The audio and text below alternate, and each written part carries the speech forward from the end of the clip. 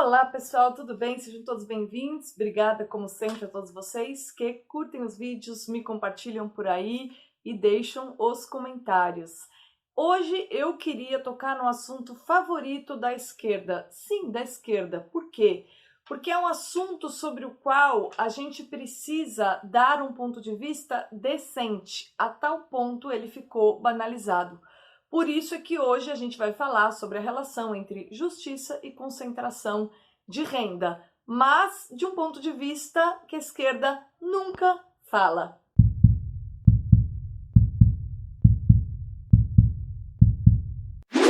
Bom, como vocês sabem, a expressão favorita do pessoal de esquerda, que se diz moderado, virtuoso e maravilhoso, é de que o Brasil é um país muito injusto. O ápice da injustiça social seria a desigualdade econômica entre as pessoas.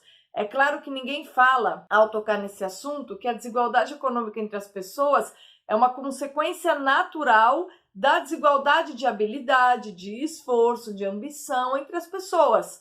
Muita gente acha que quem não necessariamente tem uma vida de prosperidade é por não encontrar as condições que o levem a isso. Mas as pessoas esquecem de dizer que as escolhas pessoais que a gente faz no dia a dia estão diretamente relacionadas à quantidade de patrimônio que a gente vai acumular.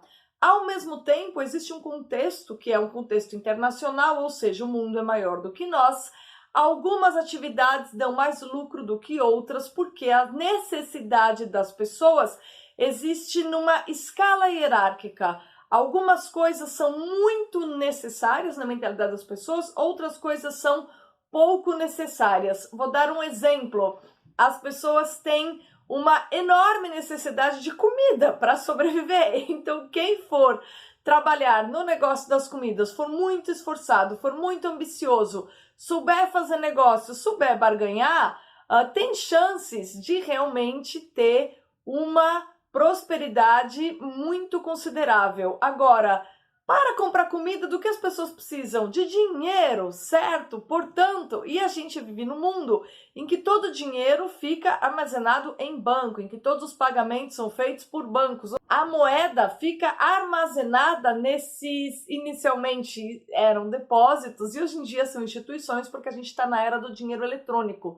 Tem um valor lá na sua conta que representa um X quantidade de riqueza. E todas as operações para suprir suas necessidades são feitas por meio desta mercadoria, que é o dinheiro, tá? Esta mercadoria, ela é administrada pelos tais dos banqueiros. E todo mundo precisa dessa mercadoria, que é o dinheiro, para suprir, no mínimo, a necessidade mais básica, que é a de comida. Portanto, qualquer pessoa que trabalhe com isso que a gente chama de mercado financeiro e bancos tem chance de se tornar uma pessoa muito próspera. Por quê? Porque acaba sendo um bem, considerando o nosso contexto de primeira necessidade, considerando que todas as transações são feitas por meio do dinheiro. Então, na verdade, a prosperidade e a desigualdade econômica entre as pessoas, que é consequência do esforço, da área, da sua vocação, daquilo que você gosta de trabalhar, ela está completamente ligada à maneira como a sociedade se estrutura, tá? Agora, uma coisa que as pessoas nunca dizem é: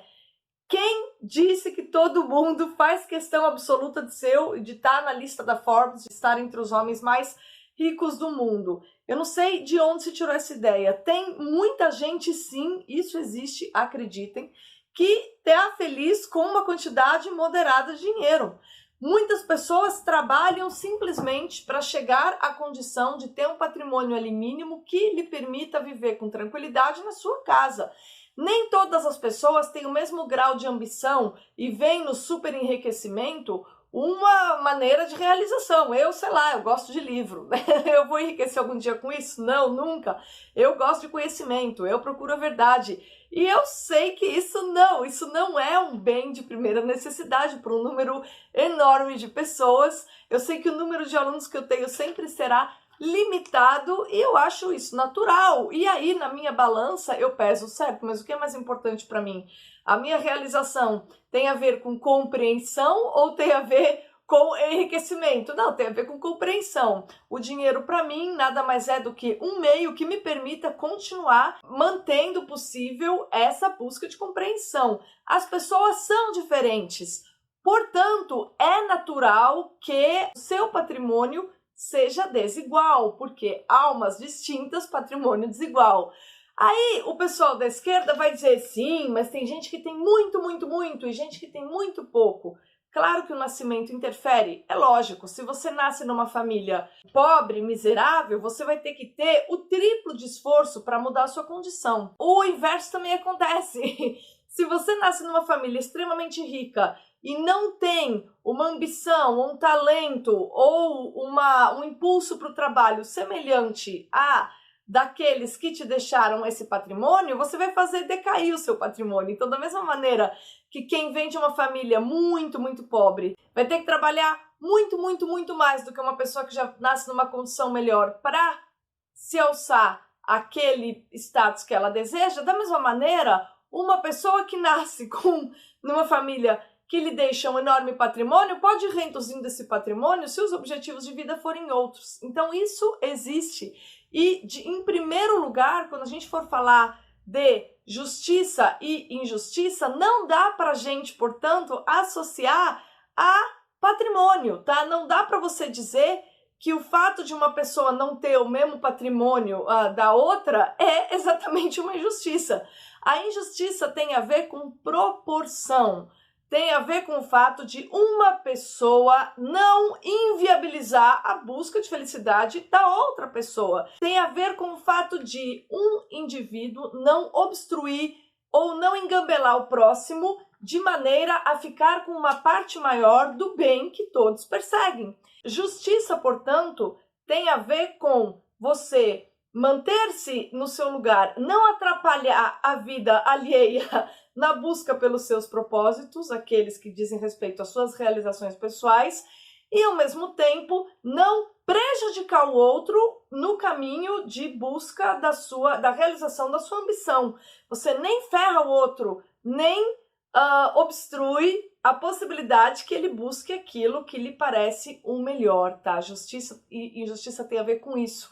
E aí, mas por que você falou de tudo isso para falar de concentração de renda? Pelo seguinte, eu estava pensando hoje de manhã, a esquerda fala o tempo todo de concentração de renda, mas o maior concentrador de renda no Brasil é a desgraça do Estado. E, em tese, segundo os argumentos de todo bom esquerdista, o Estado seria aquele conjunto de instituições que manteriam, que salvaguardariam a justiça, ou seja, a justa distribuição da renda. E aí eu me pergunto, mas na prática o Estado vai distribuir a renda? Se cabe ao próprio Estado definir orçamento, como que isso vai acontecer? Se cabe ao próprio Estado definir quanto ele vai reter desses impostos que geram uma enorme concentração de renda, se cabe ao Estado decidir onde ele vai investir, e ele pode simplesmente investir, como fizeram os governos petistas aí via BNDES, no crescimento das empresas de bilionários. E aí, como é que o Estado que está distribuindo a renda? Então não há nenhuma garantia que a instituição chamada Estado vá distribuir a renda, sobretudo no caso do Brasil, que tem uma Constituição ambígua e país também em que cada magistrado, cada juiz, cada advogado, cada pessoa da área do direito tem a prerrogativa de interpretar a lei. A Constituição já é ambígua. Além do mais, todos os profissionais do direito, ou seja, aqueles diretamente ligados com a aplicação e manutenção e conservação da justiça, todos eles têm a prerrogativa de interpretar a lei conforme suas convicções. Só que as convicções de boa parte da magistratura brasileira são convicções marxistas. Dessa maneira, qual que é um elemento fundamental da convicção marxista? É a impossibilidade de você responsabilizar muitos indivíduos pelos seus atos. Por exemplo, se você for levar até as últimas consequências a teoria marxista de que nossas ações são determinadas pelo contexto, você vai ter de entender que o criminoso, por exemplo, ele é, na verdade, uma vítima. O seu crime é uma consequência de um sistema injusto, no caso tal do capitalismo para eles, né? Se você tiver que corrigir este criminoso, você está gerando uma nova injustiça.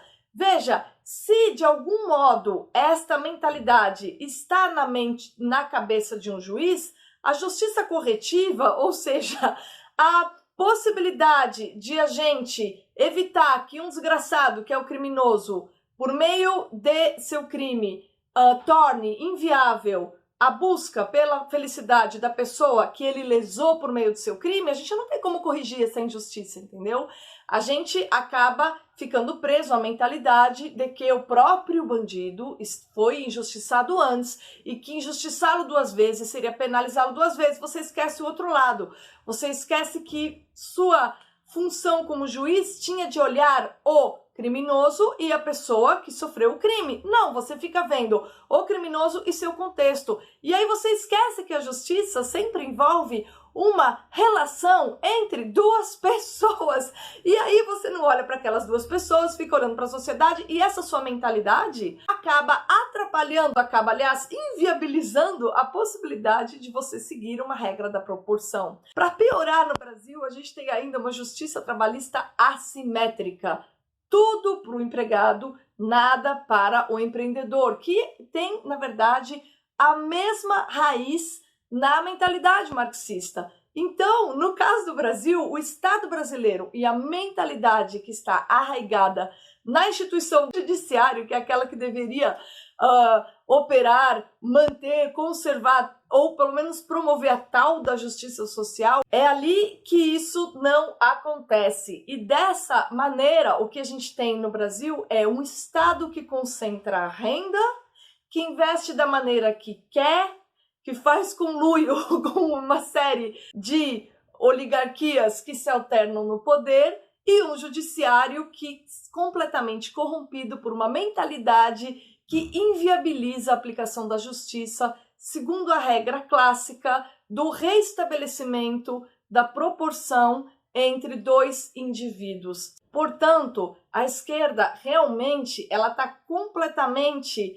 perdida, porque fora do marxismo nenhum de seus argumentos funciona. Está na hora de nós, conservadores, também falarmos do significado da justiça. E aí não se trata de falar de justiça social, se trata de falar de justiça. E quando a gente fala de justiça, a gente sempre tem de pensar em dois seres humanos e na responsabilidade que uns temos com os outros. Porque se, como diz Aristóteles, nem todos somos amigos, o mínimo que a gente pode fazer para manter um Estado de pé, decente, uma sociedade, né, um conjunto de pessoas que vivem juntos, para manter isso funcionando, a nossa obrigação mínima para com o outro é ter consciência do que justiça significa. E ela significa não obstruir a busca do próximo por aquilo que lhe parece um bem e muito menos usar o próximo como meio de chegar mais rápido no objetivo que você estabeleceu para si, tá? É nesse sentido que a gente tem de argumentar. Obrigada pela atenção de vocês e até o próximo vídeo.